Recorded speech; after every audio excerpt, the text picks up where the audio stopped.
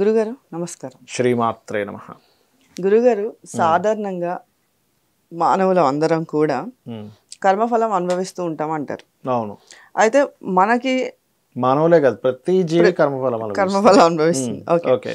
అయితే మనకి పెద్దలు చెప్పినటువంటివి లేకపోతే మనకి తెలిసినటువంటి మన ఆచారాలు లేకపోతే పద్ధతులు అన్నీ మనం పాటిస్తూ ఉంటాం. అది పుట్టినప్పటి నుంచి ఈ ఆచారం ఇది పద్ధతి అని చెప్పి మనం పాటిస్తూ ఉంటాం.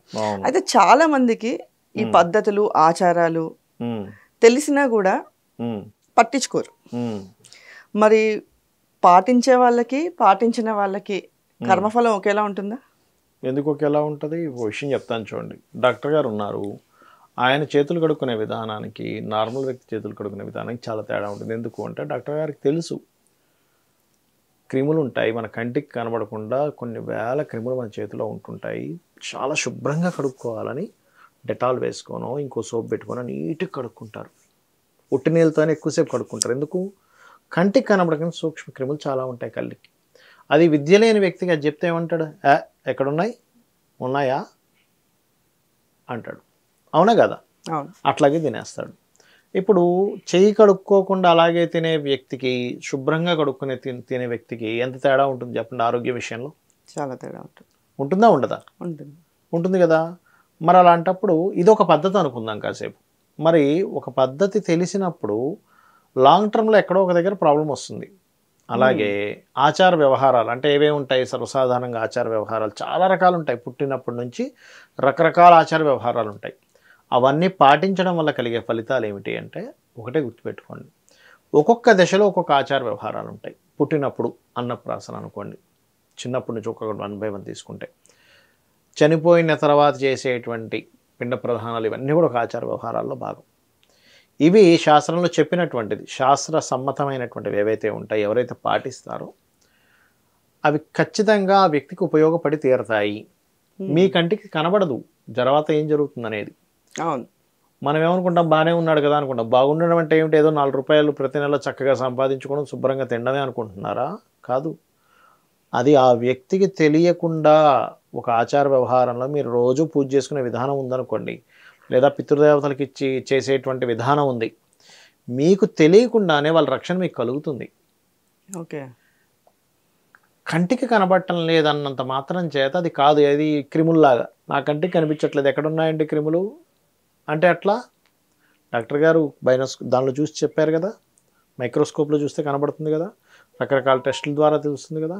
మరి అట్లా ఏంటంటే ఖచ్చితంగా ఆచార వ్యవహారాలు పాటించే వ్యక్తికి ఉండే ఫలితము పాటించకుండా చేసేటువంటి దాని ఫలితం వేరుగా ఉంటుంది. అయితే మీకు అనిపించవచ్చు, ఏమండి ఏమీ పాటించడు, మా ఇంటి పక్కన ఒక అతను ఉంటాడు, పొద్దున 10 గంటలకు లెగుస్తాడు, శుభ్రంగా తింటాడు, మళ్ళీ పడుకుంటాడు, ఏ పండగ ఉండదు, ఏమి ఉండదు, ఒక పూజ పునస్కారం, చచ్చిపోతే ఏమీ లేదు, తీసుకెళ్ళి పడేసేయండి రా అన్నాడు వాళ్ళ తండ్రిని, అంత బాగుంది అనిపిస్తుంది మీకు. కానీ అది ఎందుకు బాగుంది అంటే, ఈ జాతకుడు పూర్వజన్మలో చేసిన పుణ్యం ఖర్చు అవుతుంది అక్కడ.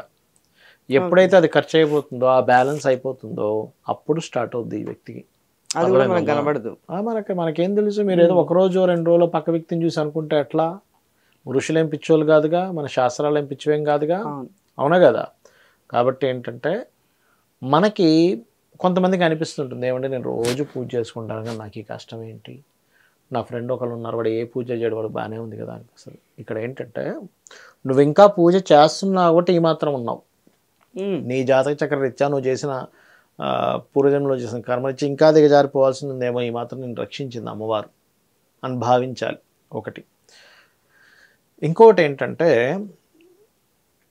ఆఖరి జన్మ ఉంటుంది చూసారమ్మా ఎవరికైనా, దిస్ ఈజ్ లాస్ట్ లైఫ్ అని చూపిస్తుంది జాతచక్రంలో, వారికి కూడా సుఖం కొంచెం తక్కువగా ఉంటుంది వాళ్ళ లైఫ్లో. ఎందుకు అంటే ఈ జన్మలో అనుభవించేసేయాలి అన్నీ, ఇంకా బ్యాలెన్స్ అయితే మిగలకూడదు. శివైక్యం చెందడమో విష్ణువులోకో లేకపోతే అమ్మవారి లోకాలకు వెళ్లాల్సింది ఉంటుంది. అప్పుడు ఎటువంటి బ్యాలెన్స్ ఉండడానికి వీల్లేదు వీళ్ళకి.